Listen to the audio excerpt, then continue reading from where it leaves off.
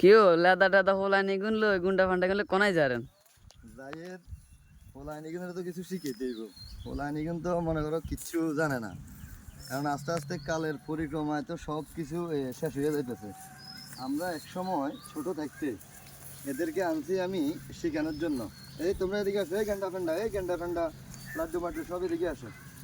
এদেরকে আনছি হলো শেখানোর জন্য, কারণ কালের পরিক্রমায় সব কিছু কিন্তু প্রায় বিলুপ্তির পথে, সব বিলুপ্তির পথে। সবাই কাছাকাছি থাকো, নাহলে তোমরা দেখা যাইতো না। তোমরা শেখানোর জন্য আনছি।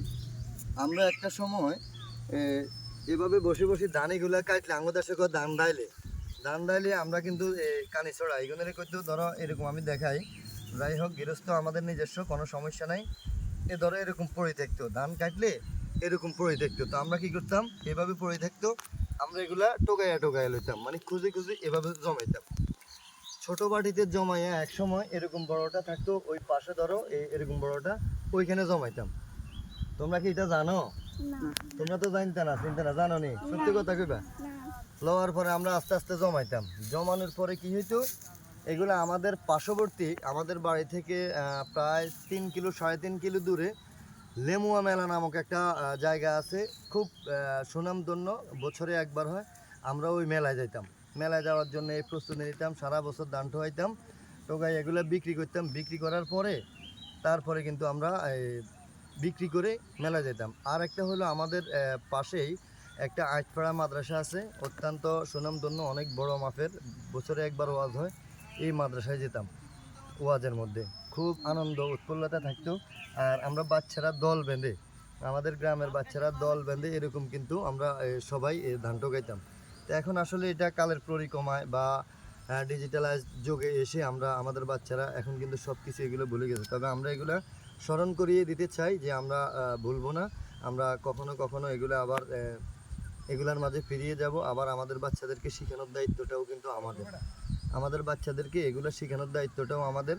কারণ যদিও আমি নিয়ে আসছি প্রস্তুতি দেখানোর জন্য, সব কিছু নাই, তারপরেও শেখানোর জন্য আনছি। কারণ আমাদের এই বাচ্চাগুলো বর্তমান যুগে কিন্তু সবার হাতে হাতে মোবাইল, সবার হাতে হাতে মোবাইল থাকার কারণে এতটাই মোবাইলের প্রতি আসক্ত হয়ে গেছে।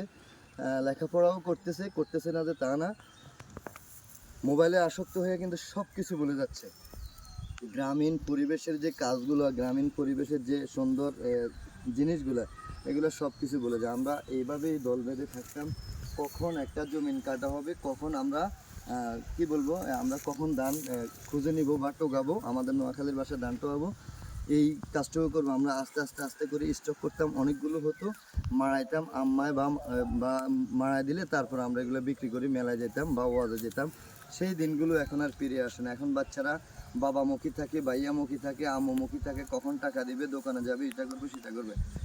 তো এই জিনিসগুলো প্রায় হারিয়ে গেছে। আমি চাই আমার এই ভিডিওর মাধ্যমে ইনশাল্লাহ কিছু বাচ্চারা হলেও, কিছু ফ্যামিলির লোকজন হলেও যাতে অন্তত একটিবার মনে করে যে আমরা একটা সিচুয়েশনে এরকম ছিলাম, আমরা যারা ছোট ছিলাম তখন।